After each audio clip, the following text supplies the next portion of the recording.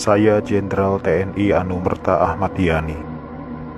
Selain Jenderal Nasution, sayalah orang yang paling diincar PKI. Karena saya tegas menolak dibentuknya Angkatan Kelima. Saat malam penculikan itu, saya dibangunkan oleh anak laki-laki saya dan memberitahu saya bahwa di luar rumah sudah ada banyak sekali tentara. Setelah saya bertemu dengan mereka, saya diminta untuk menghadap ke istana. Dan ketika saya berbalik badan untuk mengganti pakaian, tak lama mereka langsung menembaki tubuh saya dari arah belakang. Biarlah saya berkorban untuk negara ini, sekarang giliran kalian. Dan jangan membiarkan paham komunis berkembang kembali di negara kita ini. Saya Maijen TNI Anumerta R. Suprapto.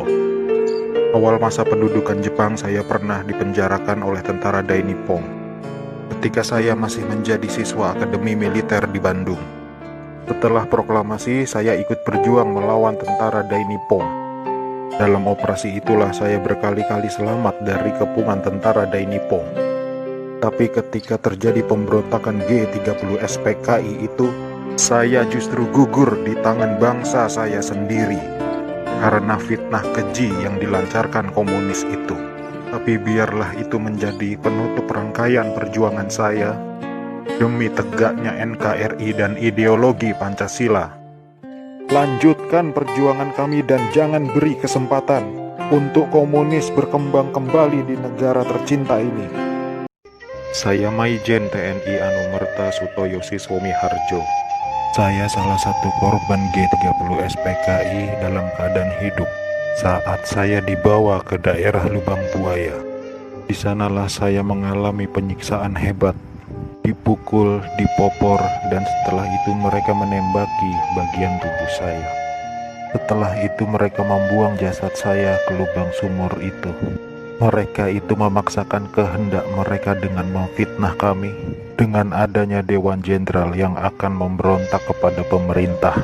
Kami ini prajurit TNI sudah disumpah untuk setia kepada negara, maka tak perlu diragukan lagi kesetiaan kami kepada pemerintah dan NKRI.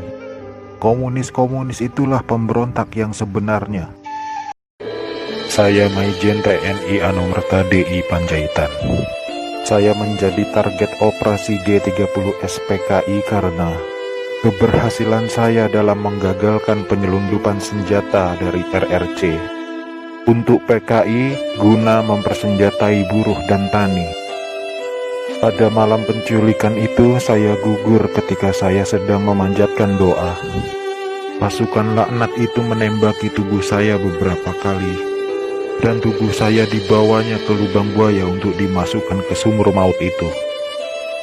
Tapi saya rela berkorban untuk negara dan membela ideologi Pancasila. Salam cinta saya untuk negara tercinta ini dan untuk anak istriku serta keturunanku, semoga Tuhan selalu memberkati.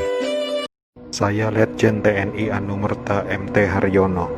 Malam itu pasukan Cakra Birawa datang ke rumah saya dan meminta saya agar segera menghadap Presiden Soekarno di istana. Tapi karena kecurigaan istri saya begitu pula dengan saya, lalu istri saya mengatakan pada pasukan agar kembali pada pukul 8. Tapi permintaan istri saya itu ditolak oleh para pasukan pemberontak. Maka dengan segera saya mematikan lampu kamar dan menyuruh istri saya pindah ke kamar sebelah dan saya menunggu penyerang pertama masuk ke kamar saya. Saat penyerang pertama masuk, saya berusaha merampas senjata yang dipegangnya, tapi saya tertembak oleh penyerang itu. Lalu jasad saya diseretnya keluar melalui pekarangan rumah dan dimasukkan dalam truk yang sudah menunggu di luar rumah untuk dibawa ke lubang buaya dan dimasukkan ke sumur maut itu bersama rekan-rekan saya.